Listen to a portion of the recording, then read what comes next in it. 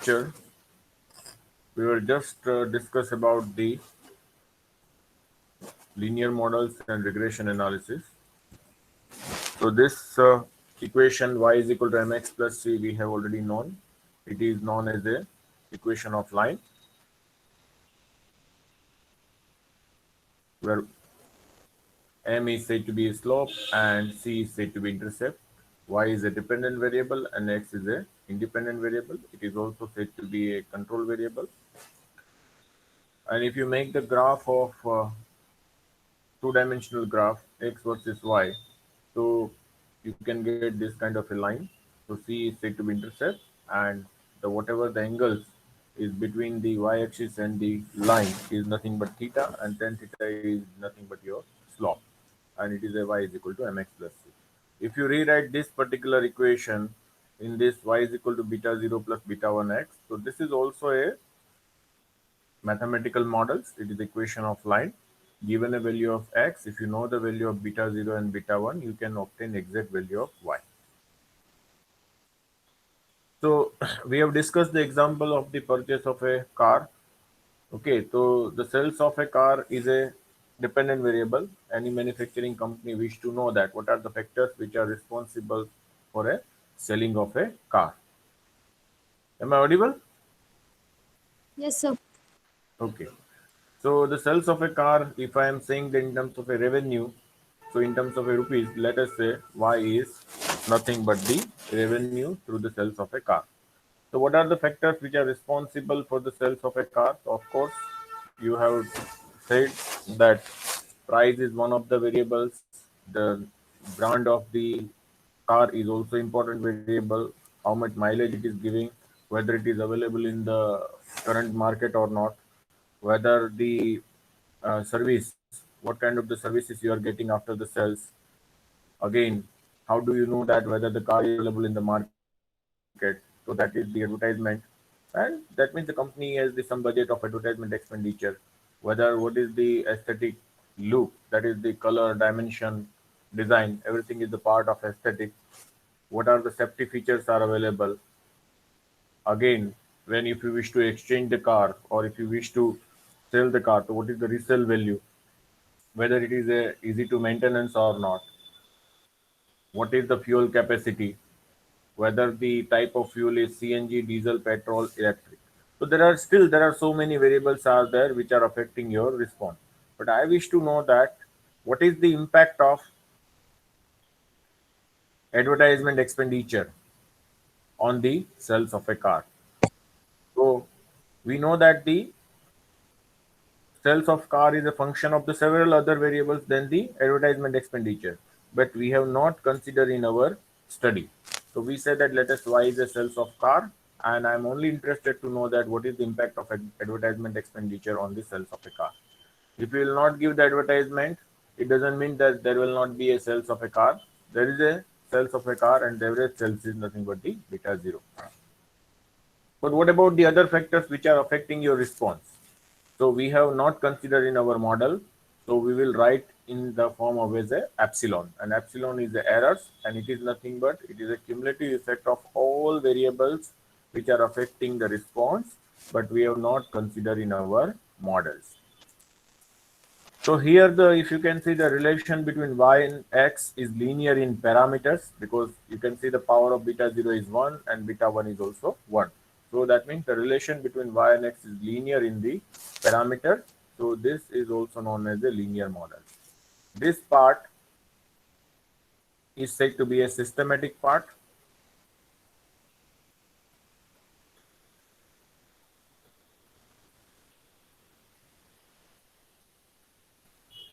and this part is said to be a random part.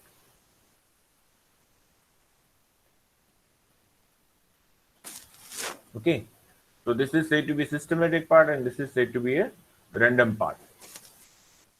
So systematic means that if you know the value of beta 0 and beta 1 given a value of x, you can find the value of y.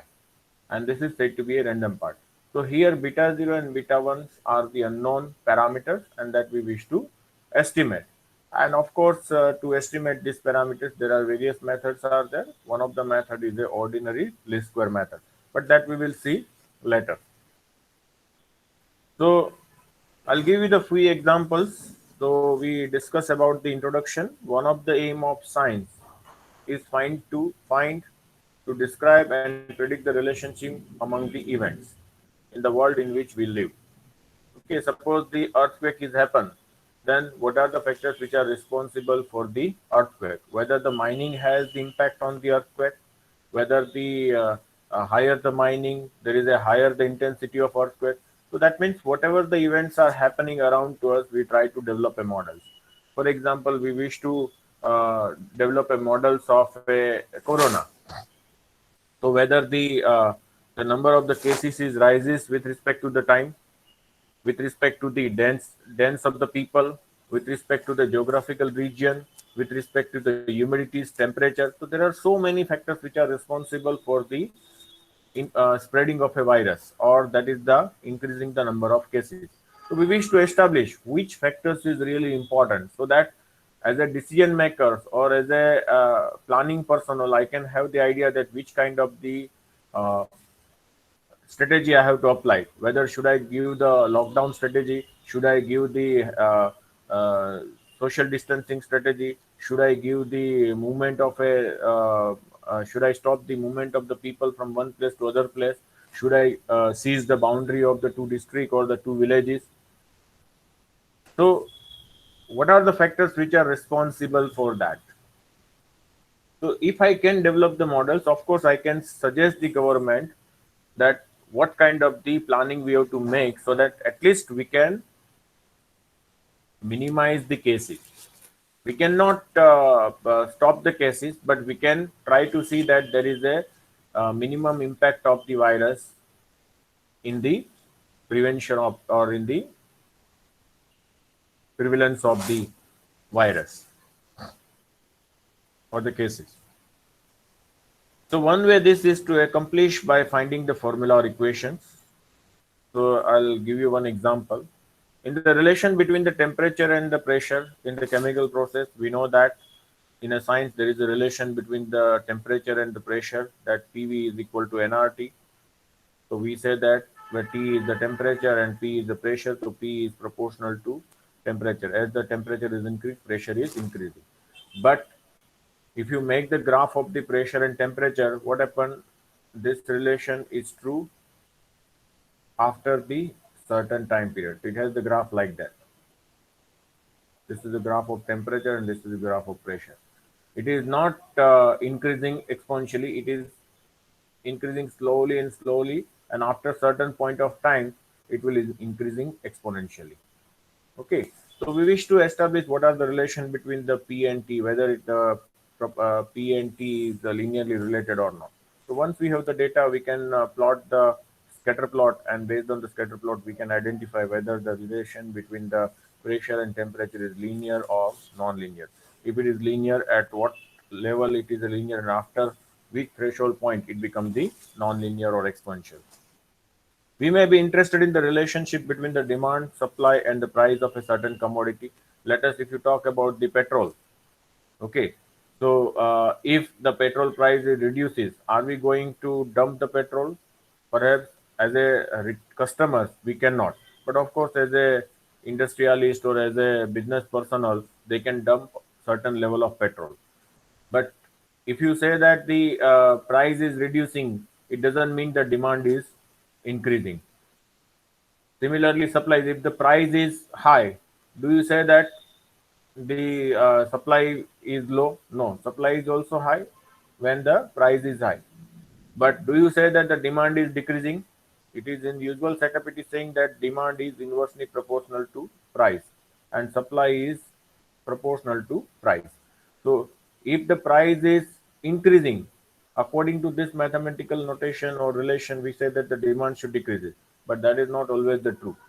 If you look at the petrol, even though petrol price is near to 100 rupees, still the consumption of the petrol is also the same, which was the earlier. So you have to try to identify the value of the price in a such that the demand and supplies are equal. So that is the under equilibrium condition you have to find out what is the elasticity of a price. how a certain vaccine affects a disease in the relationship of, okay, so if I wish to see that if I have given the certain dose of a vaccine to the patient, whether the vaccine is really working well or not, okay, whether the patient is cured or not, whether the impact of the infection is reduced or not. Similarly, in the relation between the rainfall, temperature, and humidity on the yield of variety of a wheat. So, suppose if the high rainfall, temperature was high and humidity is low, what happened to the yield of the variety of a wheat? Whether the wheat production is higher or not. So, we wish to establish the relation between the rainfall, temperature, humidity, and the production of a wheat. So this is again you can deal with the modeling. That is the linear models. If you establish the relation between them is linear. To study these types of problems, we shall define four types of models, and they are very rich in a real world situation. Two of these are classified as a quantitative, and two of these are classified as a qualitative. So if we talk about the first two quantitative models, this quantitative and qualitative is based on the x. If the x is a quantitative, model is quantitative, and if x is qualitative, here we say that model is qualitative. But y must be quantitative. So there are two models. One is a general linear models and second one is a linear regression models. And when X is a qualitative, you can use the design models and the component of a variance models. So design models where X is a fix and in a component of variance models X, that means whatever the treatments you have taken, it is a random. Similarly, in a general linear models, though X is a quantitative, but it is a fix. In linear regression model, X is a random. In design model, X is a fix. In component of variance model, X is a random. So these models are closely related and the procedure for drawing inferences are almost similar in all the models. The theory of models provide the basic theory for the variety of basic statistical techniques such as the ANOVA, ENCOVA, experimental design, biological assay, growth curve analysis, multivariate linear models, time series analysis. So if you look at this, all statistical techniques, and if you look at their basic theory, so the linear models, theory of the linear models and regression analysis is very important. Okay, so uh, whatever the techniques you are going to learn in the future, the base is nothing available in the theory of linear model. For sake of understanding, we reproduce some examples of linear models which are available in literature. This is the one of the example in the medical science. If I wish to study the cranial capacity, that means a bone which encloses the brain. So if I wish to study the cranial capacity of a skull is related. So how can I measure the cranial capacity of the skull? I cannot measure the directly, and that is how I can try to measure indirectly via some variables like occipital length, basic bregmatic height, and the parietal breadth. If we take logarithm transformation of these variables, so C is a cranial capacity of a skull, log C is equal to alpha plus beta 1 log L. Log L is nothing but occipital length, H is nothing but the basal height, and B is nothing but the parietal breadth. And log C is nothing but alpha plus beta 1 log L. So plus beta 1 log H plus beta 3 log beta B plus epsilon. And you can see that the power of parameters, the power of alpha is 1. Beta 1 is also 1. Beta 2 is also, this is the beta 2. Beta 2 is also 1 and beta 3 is also 1. That means the relation between the log C, log L, log H, log B is linear in parameters. So this is the example of a linear model. And I am considering that let us say expected value of error is 0. Then the expected value of log C is nothing but alpha plus beta 1 log L plus beta 2 log H plus beta 3 log B. So these are nothing but the CLHB. Epsilon is nothing but the random error that distinguish between the mathematical model and statistical models. So if I'm not adding the epsilon in this 1.1, so this becomes the mathematical models, and if I'm adding the epsilon, it becomes the statistical models. And why there is a difference? Because given a value of the L, H, and B, you cannot obtain the exact value of C because that is vary from skull to skull. That means vary from skull of person to person, and that is how there is a variation, and that error is nothing but the difference between the observed value of the skull and the expected value of the skull.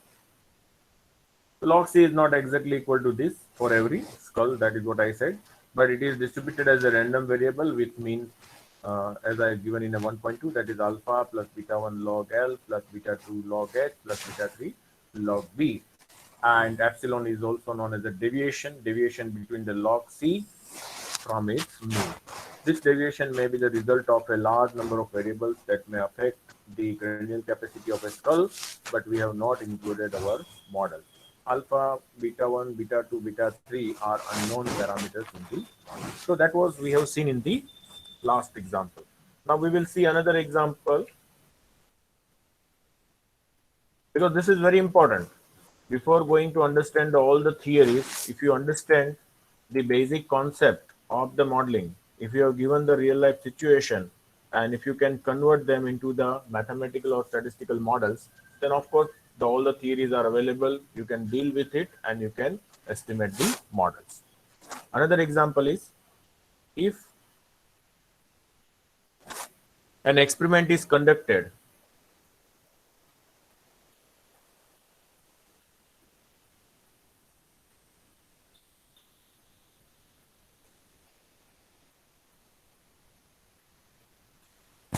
This experiment is conducted to three types conducted to compare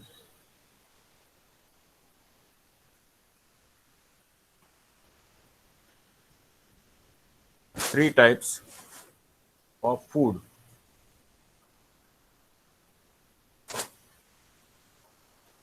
with male and female pigs.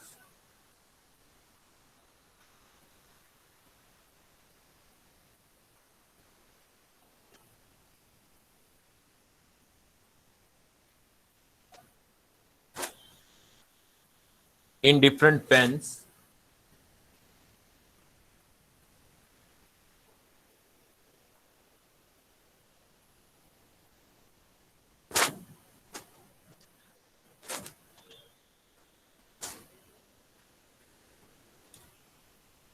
and gain in weight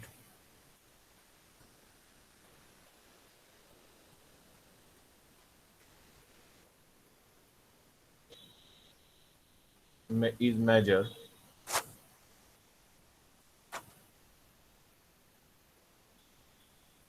The following model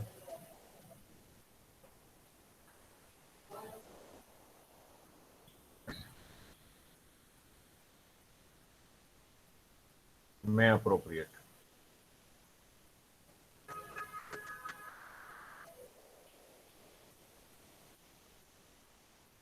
So what is saying that we have conducted an experiment to compare three types of food. Foods are three, and again that food is given to the male pig as well as the female pigs in a different pens. Pen means different kind of a pigs. And what is the response? Gain in weight. So that is your response. So weight is always a quantitative measure, and I wish to compare the three types of foods in a different gender in a different pen. So I have how many independent variables? Three. One is a food, second one is a sex, whether the male or female, and third one is a pen. And response variable is a gain in a weight.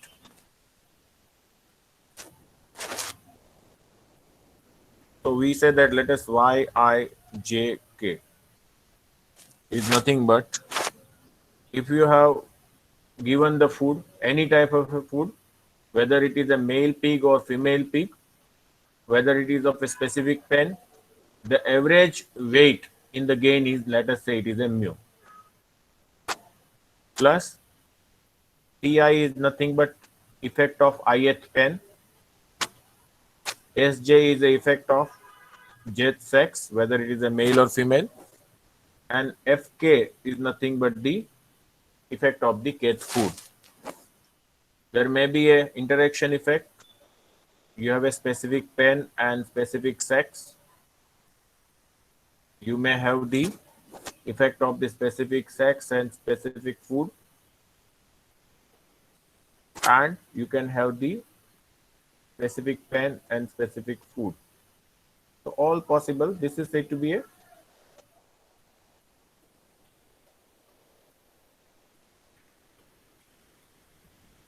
epsilon ij k.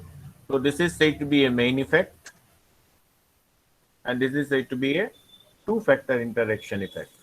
And epsilon ij is a random because we know that there are so many other factors which are responsible for the gate in the weight. Okay, environment, the where they belongs. Okay, geographical regions, पहाड़ी area में है या surface area में है. So again, there are so many other factors are there which are responsible for the weight gain, but we have not considered in our study. We only wish to study that what is the impact of the gate food when the sex is J and ith pen. So Yijk is nothing but it is a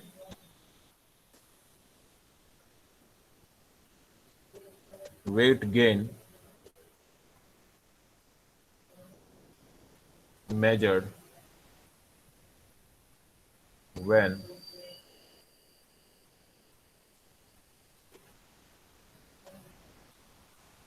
ith pen, jth sex of pig given kth food.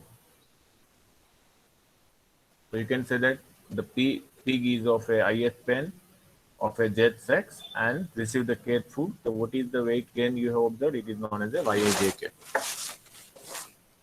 Mu is nothing but common general mean for all peaks.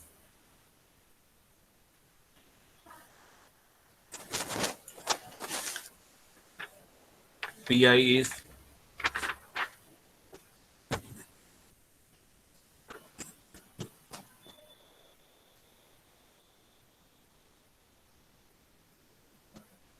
effect of ith pen, Sj effect due to jth sex, J equal to 1 female and 2 male.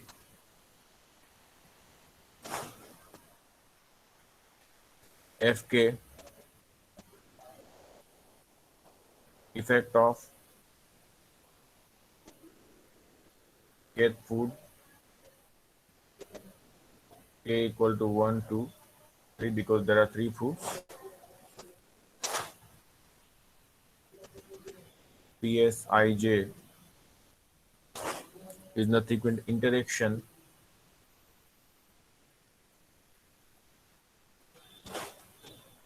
or joint effect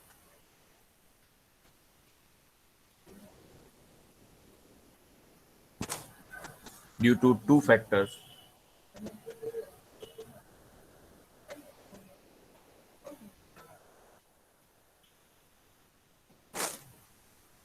Pens and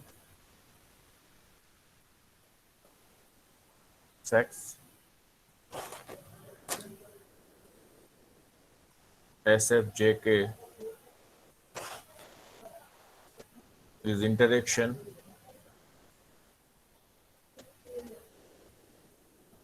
or joint effect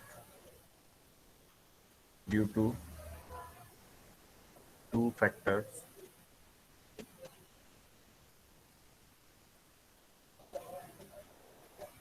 Sex and food.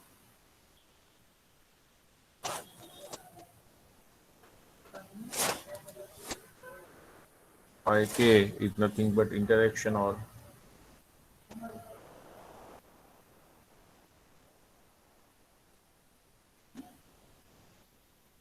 joint effect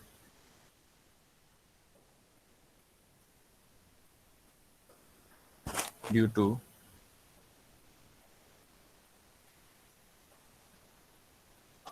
two factors, pen and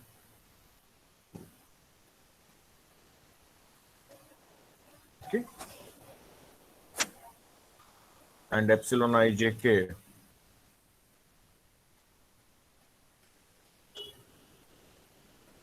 is effect.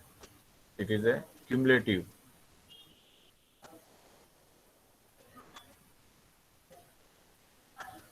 effect of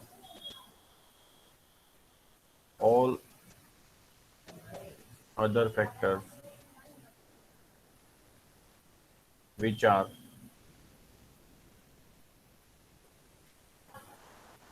affecting the weight gain of T, but not considered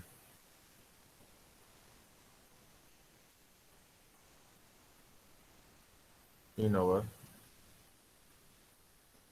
model. Okay.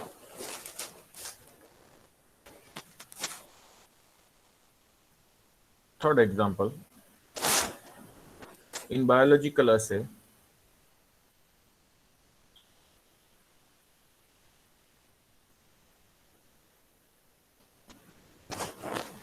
if Y is response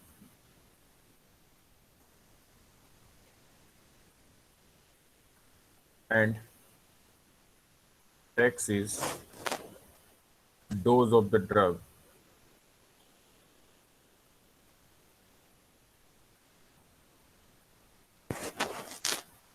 the model may be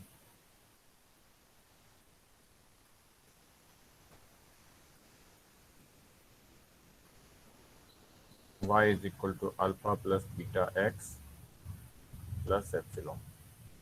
Okay, given a value of a dose, what kind of the response you observe, so that can be studied based on the dose response model. This model is known as a dose response model, and that is linear in parameters, so it is a linear model.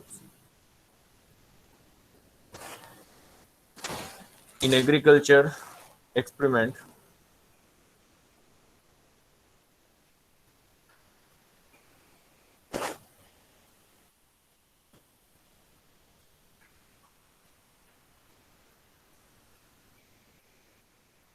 if Y is yield of a crop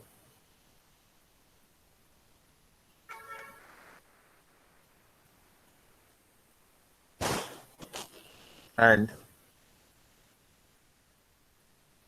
V be the fertilizers,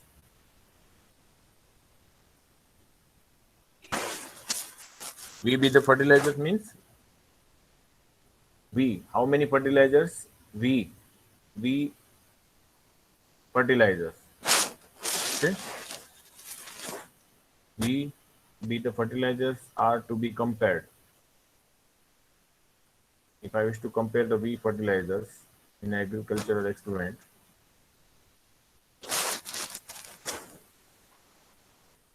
be compared, and in the plots of lengths are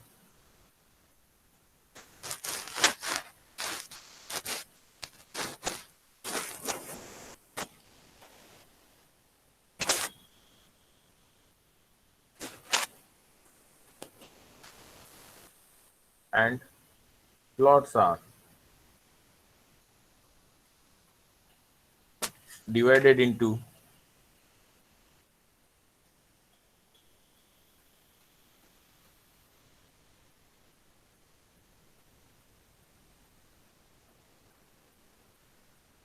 homogeneous group इसको हम block कहते हैं. The blocks is divided into the homogeneous groups, or field is divided into homogeneous group. So that is called the block group according to how the plots are divided, according to soil fertility.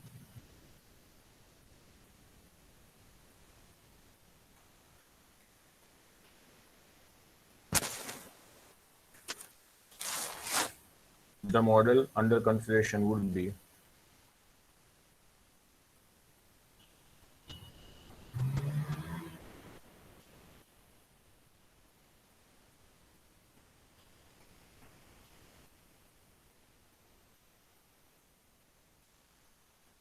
so what happened? We wish to compare the V fertilizers, and we have the field is given. So we have divided the field into the homogeneous group according to the soil fertility. And if I wish to develop a models, okay, what is the yield of a crop? So it is a Yij. This is the overall mean. If we given any fertilizer, any soil fertility, you should have a average yield of a product, average yield, and Ti is nothing but effect due to the ith fertilizer.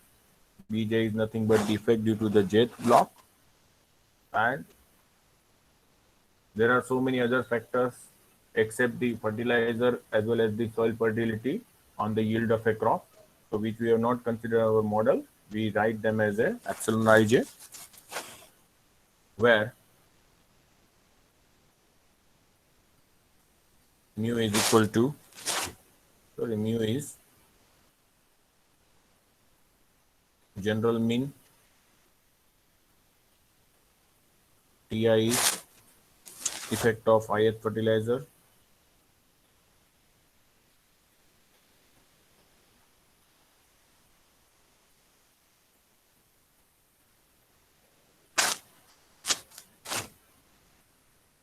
Bj is effect of jth block,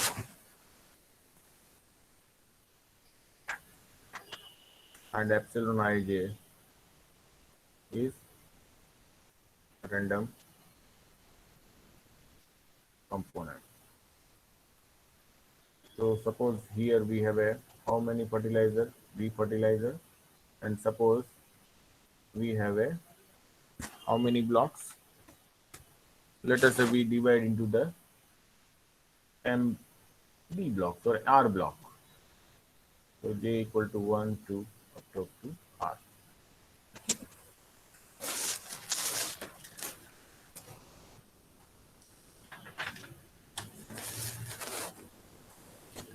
Any question up to this? Anyone?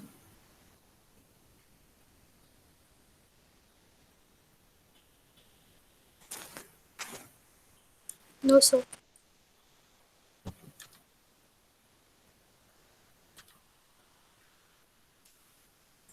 So we will see the another model. Suppose if you talk, if you have seen the botanist, so they used to what, plant a seed, and then every day they go with the measure tape and then try to measure that what is the height of a plant. So they try to see that what is the impact of a time on the growth of a plant. Okay, so that is called the growth curve model.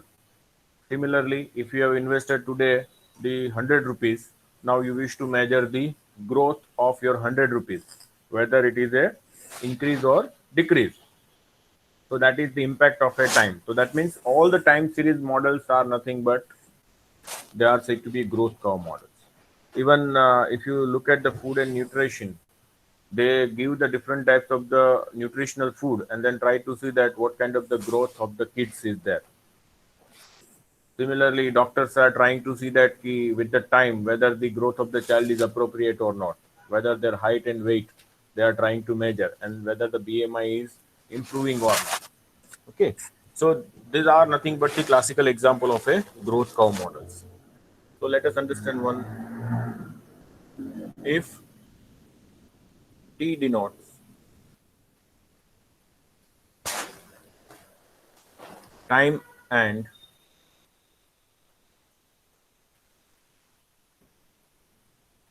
Y denotes height of an individual,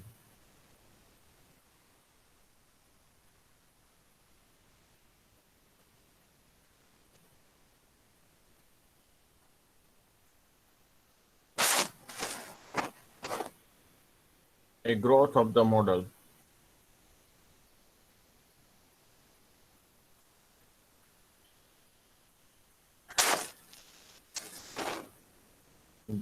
a growth model is of type. So this is the height of individual is known as a y, but it is changing with the time. So we say yt is equal to alpha plus beta t plus gamma t square plus epsilon t. So whether this model is linear or non-linear, Non-linear. it is a non-linear. Is she right?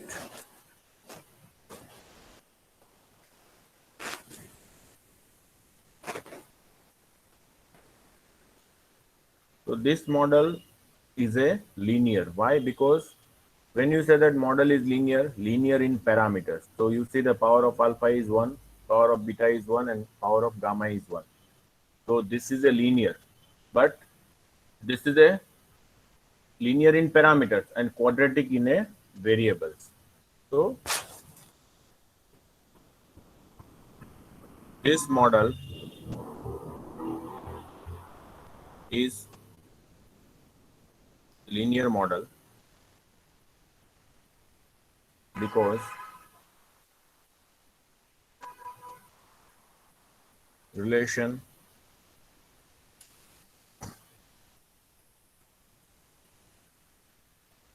between y and t is linear in parameters.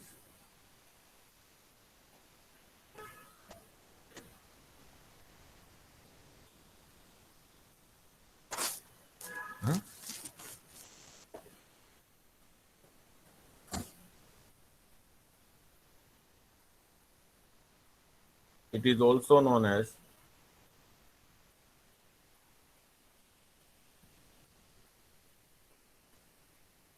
quadratic model in variable. Okay, so this is a quadratic model, but it is in a variable. But it is actually a linear model. Why? Because how we classify whether the model is linear or not. So we have to see the relation between y and x or the y and t. If it is linear in parameters, that means the coefficient of whatever variables you have taken. If it is a linear in parameters, then we say that the model is linear. So it is a polynomial equation of a degree 2 because quadratic, but it is linear in parameters, so we will consider it as a linear model. तो ये खास ध्यान रखना है, इसमें गलती नहीं होनी चाहिए. Okay,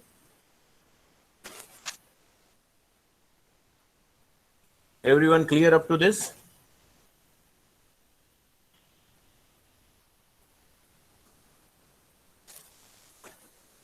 Yes, sir. So now we talk about the relationship of one variable with other.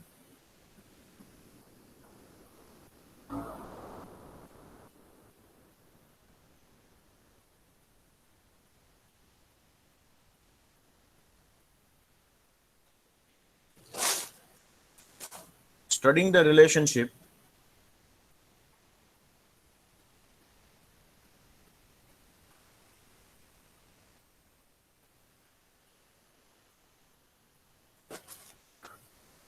of one variable with others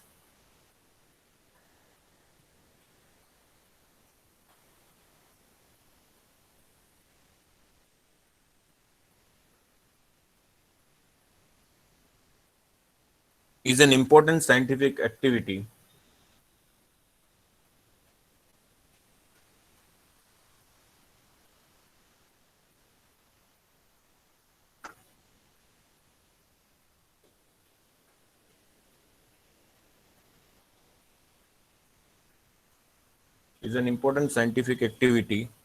in almost every branch of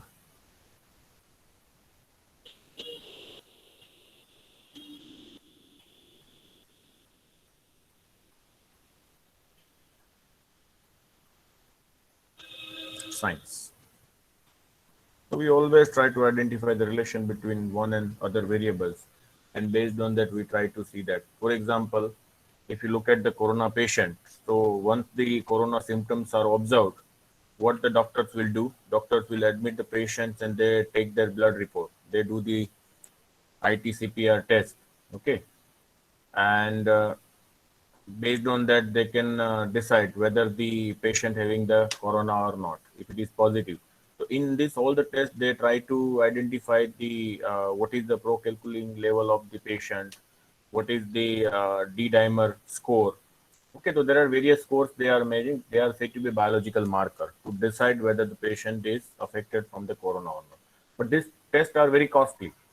So what the doctors also simultaneously do, they also do the CT scan of a chest, and based on the CT scan, they identify whether is there any lung infection among the patient or not. So they identify the CT score for from the 40, and if they say that there is a 15% if infection or less than the 15% infection is there, then we say that okay, the patient is not suffering from the corona. But if it is the more than 15% infections are there, then they are saying that the patient is suspected from the corona. So now the thing is that CT scan cost is lesser, and this biological marker cost is very costly, and the report will come after 2 days. However, the CT scan report will come immediately after, as soon as the CT scan is done. So, can we say that is there any association between the CT score and the biological marker? These are the questions. The people are doing the study in this area. So, can we apply the concept of the regression theory? Can we apply the concept of the linear models? And we say that if we know the CT score, we can measure the different biological markers. If we can, and if we give with the predictable way this score, then perhaps we do not go for the study of a biological marker. So we can reduce the cost of the experimentation, we can reduce the cost of the diagnosis. And suppose if it is a government hospitals and the thousands of patients are admitted, and if the cost is, let us say, 10,000 rupees for the blood sample test, then you can see that the how much amount of the money have to invest in this particular test. So as a statistician, as a clinician, if you can join hand together, then you can develop a such kind of models, and you can suggest the protocol. If the patients come, first steps you have to follow this, second this, likewise. So as a statistician, we have to see around to us if the events are happening, what are the factors may responsible for that. Perhaps we could not give the exact relation between them, but we can give the approximate relation, and that approximate relation may also helpful to the decision maker to take the wise decision. It is important because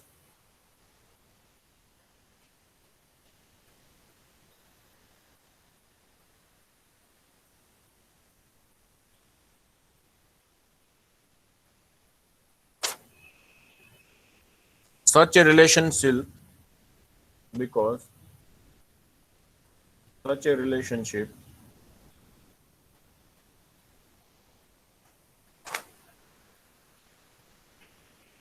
will enable us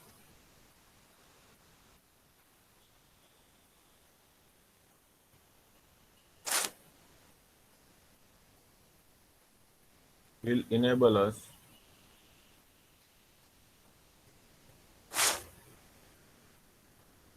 to forecast a value of variable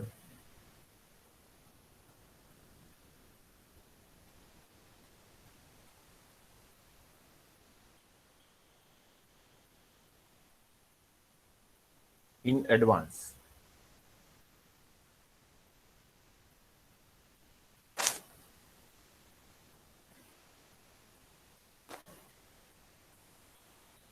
From other variables.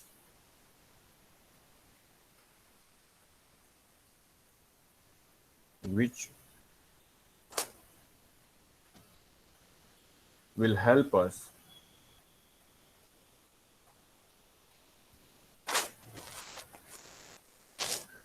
in planning for future.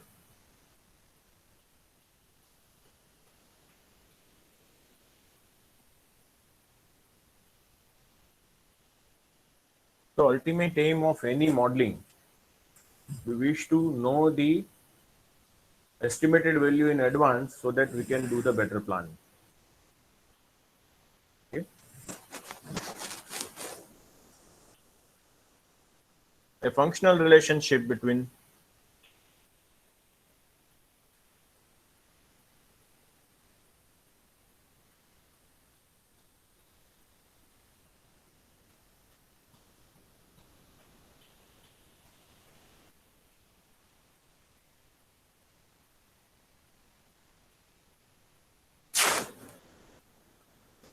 y and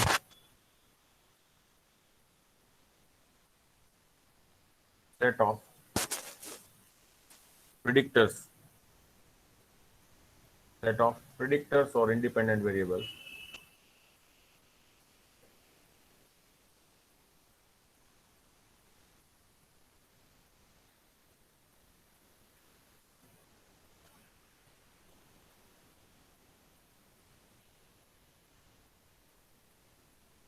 x1, x2,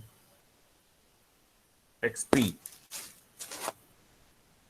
is as follows.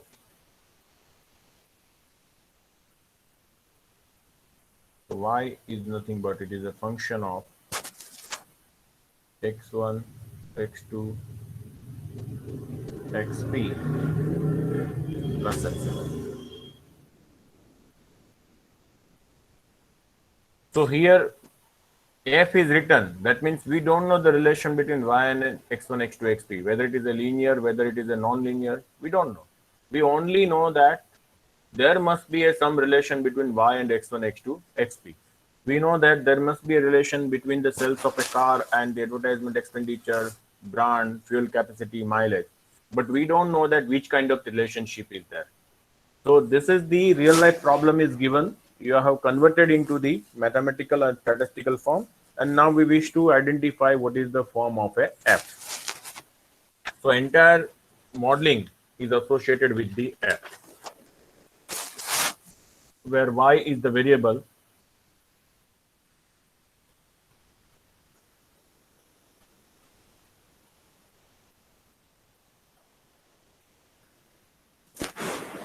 to be predicted.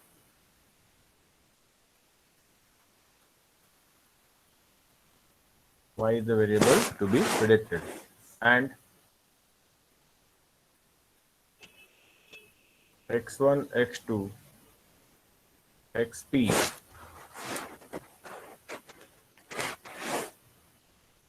are other variables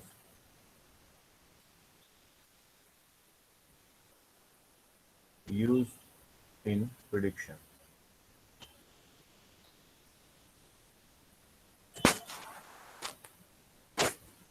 And f is some mathematical function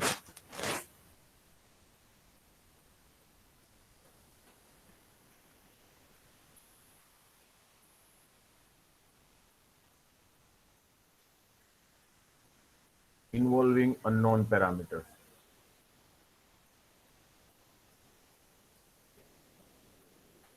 Involving unknown parameters. So ultimately our aim is that we wish to identify, we wish to this estimate of mathematical model. So first we should identify the form of the mathematical models, and then we try to estimate the unknown parameters. So this, why it is a mathematical? Because f is said to be systematic part and epsilon is random part. If you are adding epsilon, then this model is said to be statistical model. If you are not adding epsilon, then this model is become the mathematical model.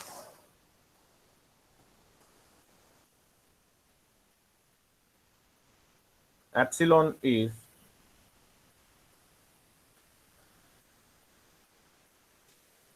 random error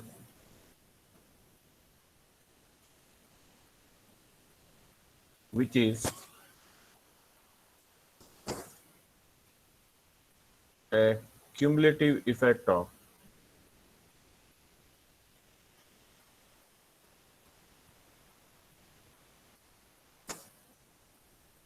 other variables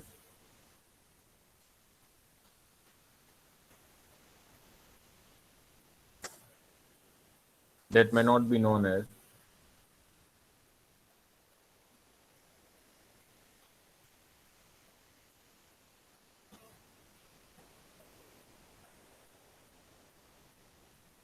that may not be known as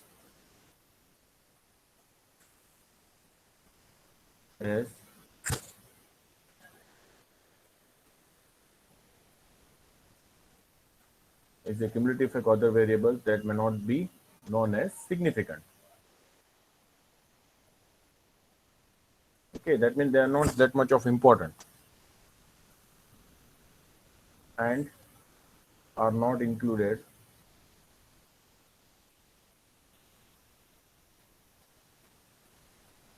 in the model. So epsilon is a cumulative effect of the all other variables that may not be known as significant and are not included in the model. So any questions up to this? No, sir. So the problem is that we don't know the functional form of f. The entire journey is associated to know the functional form of f. Once we know the form of f, we can easily obtain the value of y, because x1, x2, xp we know. We don't know the value of y because we don't know the functional form. Now the thing is, often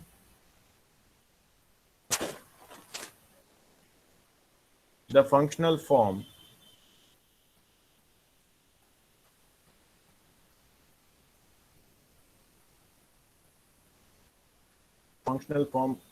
f is not known.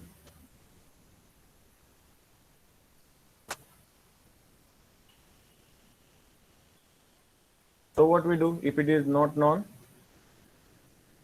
one has to approximate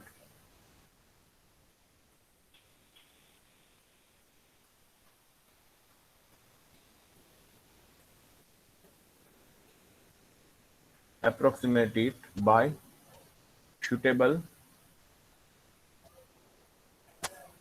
polynomial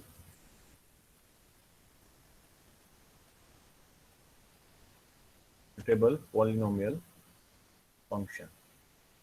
Okay. So what we usually do, once we have given the data, we always try to identify the first, is there any logical relationship between the y and x or not. So first we identify which is the dependent, which is the independent variable. So once that information is with us, we always try to first draw the scatter plot. Once we draw the scatter plot, based on the scatter plot, we can get the rough idea whether the relation between y and x is linear, non-linear, or it is a quadratic in terms of a variable.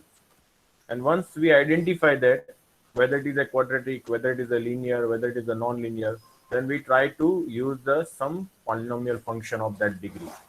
And then we try to approximate whether whatever the models we have used for the approximation of the functional form f, and whatever the approximate value of y we are getting, whether it is close to observed value of y or not. If yes, then our journey is over. Okay, so this is usually the procedure we can follow.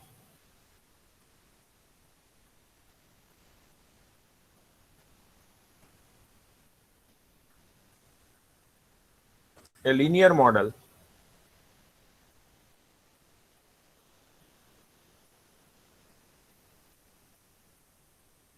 it is also known as a statistical model. Why statistical model? Because epsilon term will be added in the model. So a linear model is also known as a statistical models.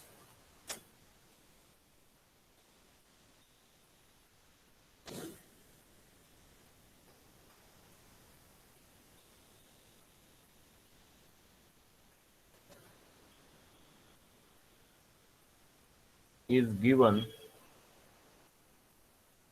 in 1.3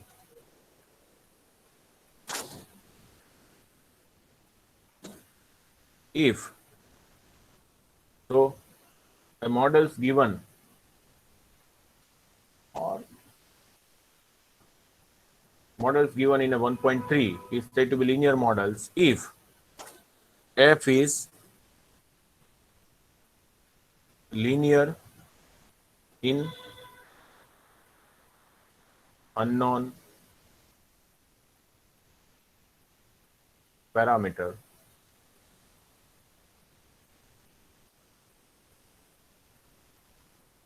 and epsilon is random error.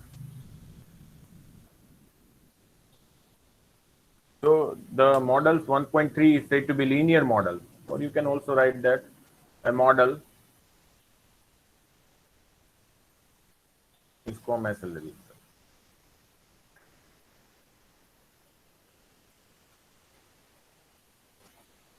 A model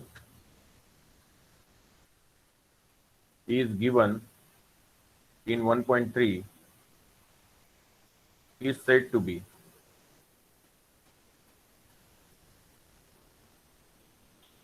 linear model if f is linear in unknown parameters and epsilon is random error.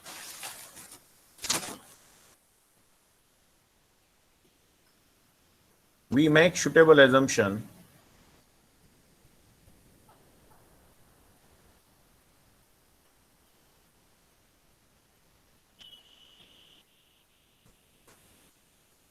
about the distribution of epsilon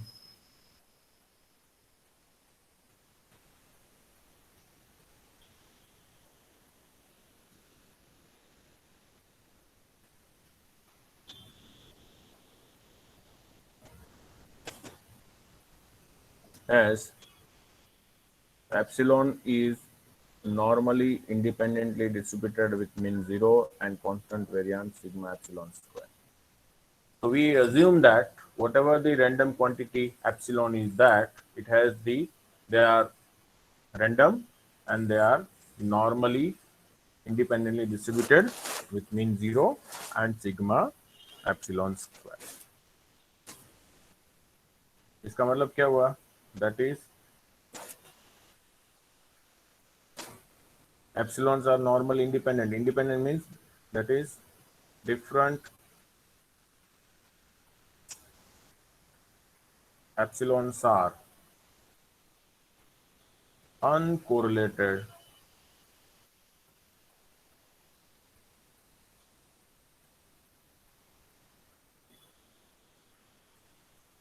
with each other.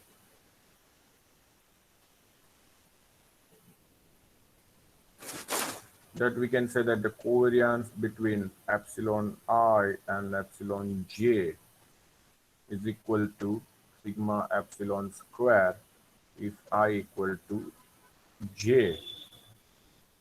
I, j, suppose there are n observation and they are said to be 0 if I not equal to j.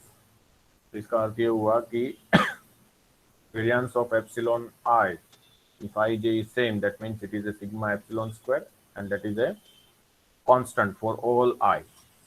And covariance between the epsilon I and epsilon j when I not equal to j is said to be 0. That means all epsilon ij's are independently distributed.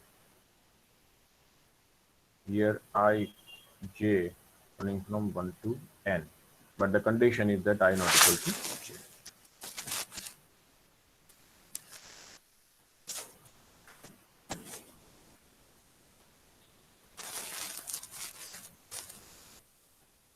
Such linear models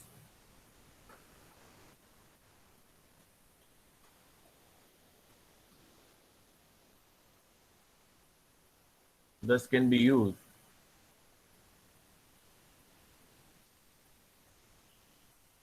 to predict y from x1, x2, xp,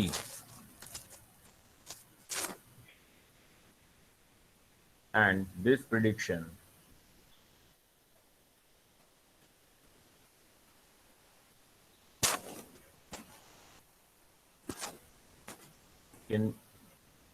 can help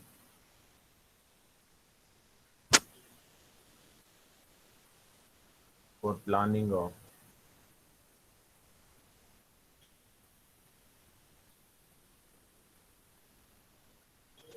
betterment of life in general.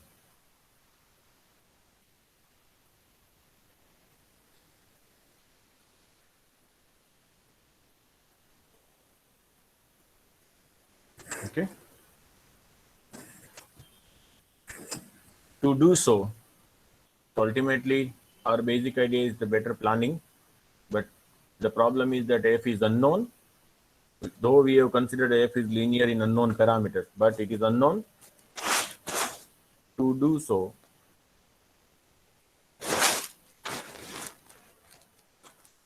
we need estimates of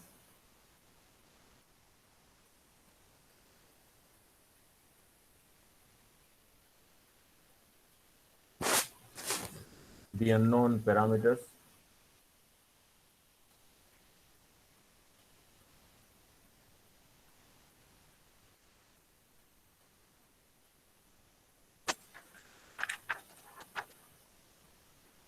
To do so, we need estimates of unknown parameters. So that means what is the objective? The objective of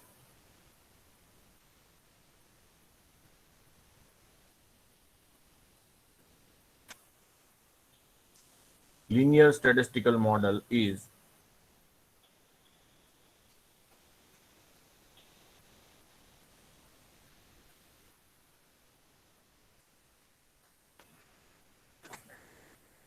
the objectives of linear statistical models are center around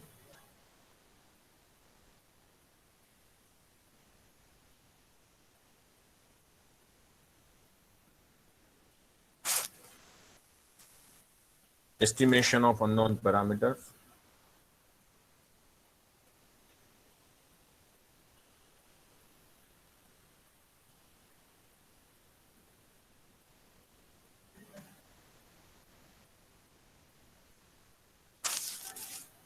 and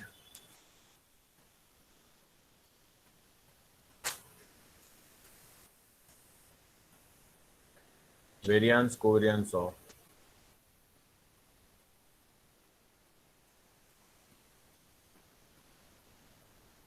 these estimators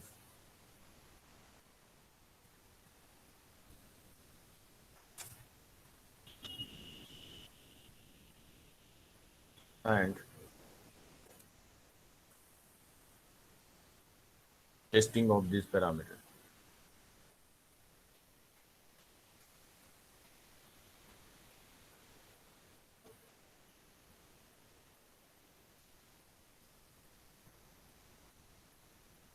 Okay. The objectives of linear models are centered around estimation of unknown parameters and their variance score and their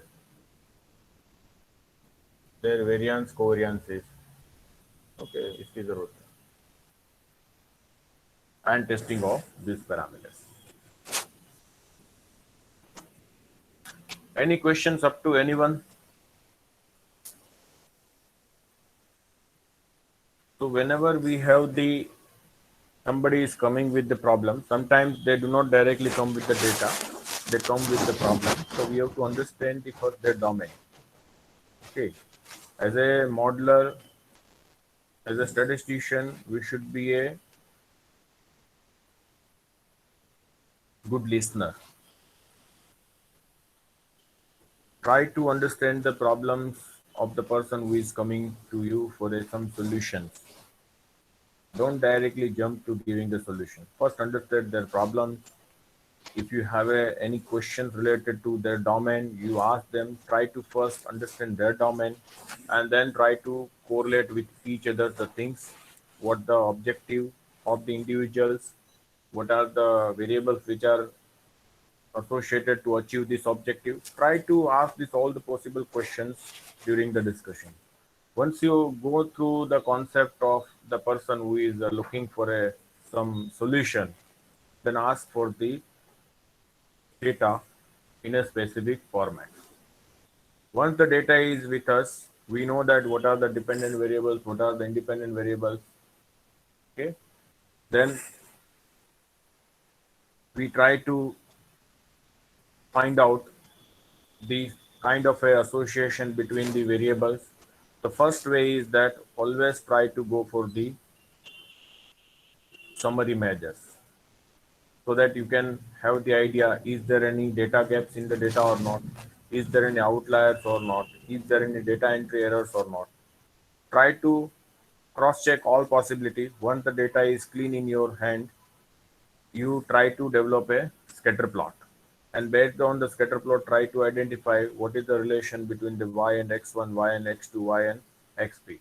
Suppose it is a linear in the graph, then apply the linear regression models or apply the linear models. And then once the model is identified, here I wish to apply the functional form, which is a linear in parameters. So as I said, let's start with some polynomial. So polynomial of first degree, it is a linear models, or it is a mathematical equation is nothing but linear in parameters. Then try to estimate the parameters by suitable method of estimation. Once you get the estimate, try to obtain the variance covariance of that estimate. Once you get the variance covariance estimate, of course, you can develop a statistical inference on that. That means you can perform the testing of hypothesis. And once the model is passed through the testing of hypothesis, you will also try to see the goodness of fit criterion. And your model is passed through this goodness of fit criterion, you may must go for some residual analysis. And after completion of that, once your model is thorough through all possible checking criterions, then use these models for the forecasting purpose. So that models can be useful for the planning purpose. Okay. Any questions? Anyone up to this?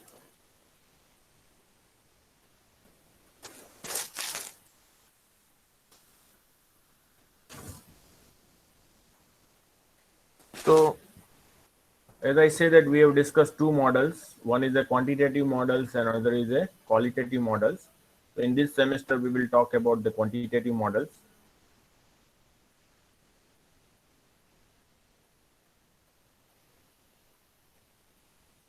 And quantitative models, first we write linear models or general linear models.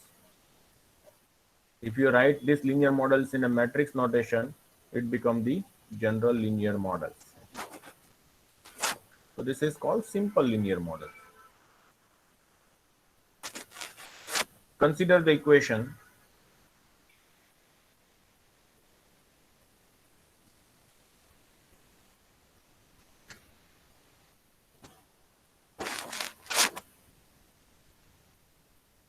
Yij is equal to, not Yij, Yi equal to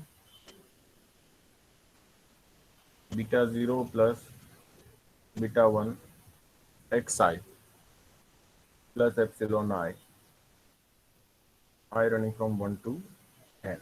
So there are n observation. We have a pair of observation x1, y1, x2, y2 up to xn, yn. And suppose the relation between the y and x is linear in parameters. where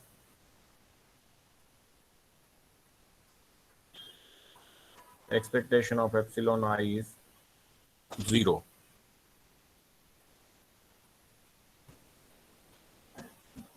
Okay.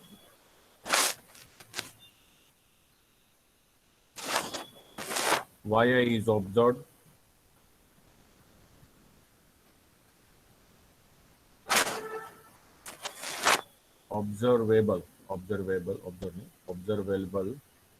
random variable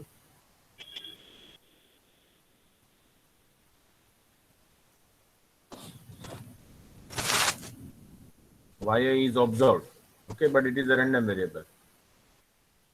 Xi is also observed, but it is a non-random variable. It is a observable non-random variable.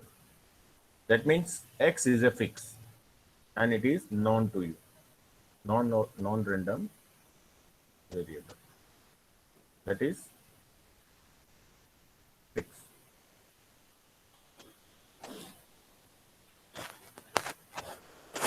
And the non-observed random variable from some domain. So range is fixed. You have to take a x from a given range from domain D. Beta 0 and beta 1 are unknown parameters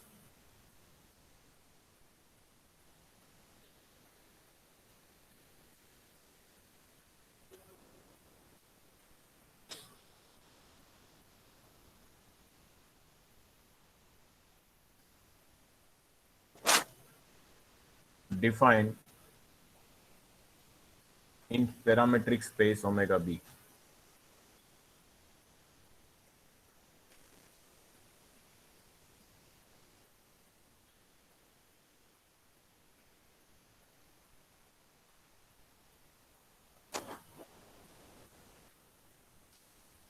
D, the epsilon I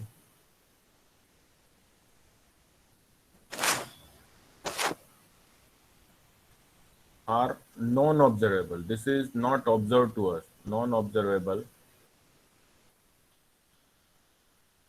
random variable. Y and X both are observable, random and non-random variables. Here epsilon I are random, but it is a non-observable.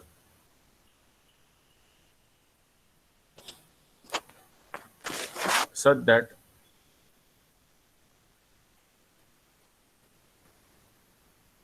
covariance between the epsilon I and epsilon j is sigma ij.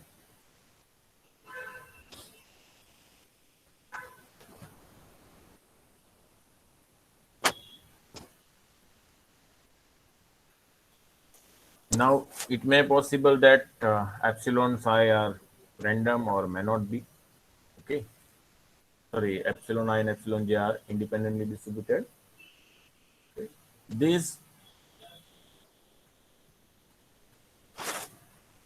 specifications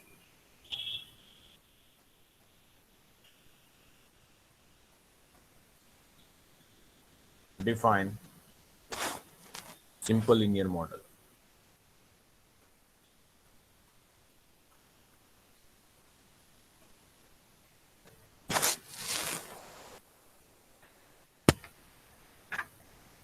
This can be written in the matrix notation.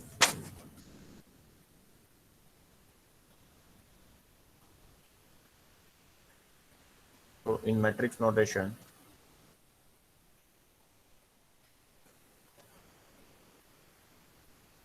suppose you have y equal to y1, y2, yn.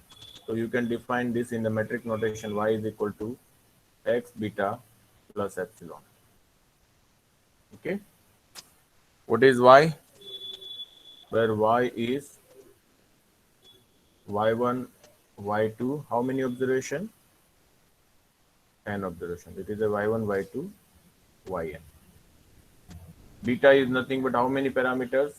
It is a beta 0 and beta 1. x is nothing but, you can have a 1 1. How many such time 1 repeating? It is a n time, because it is the coefficient of beta 0, and beta 1 coefficient is x1, x2, x3 up to xn. Epsilon is, so you can say that it is epsilon 1, epsilon 2 up to epsilon n. So whatever the univariate you have written, yi is equal to beta 0 plus beta 1 xi plus epsilon I is written in this structure. Okay. So of course, what is the expectation of epsilon? Because it is saying that expectation of epsilon I is 0, and the covariance between epsilon I and epsilon j is sigma ij. So variance covariance of epsilon is known as a sigma. Okay, so this is the equation number 1.4 or 5.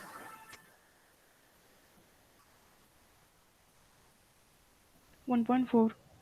1.4. Actually, we should give 1.4 to this equation. This is a 1.4. So this will be 1.5.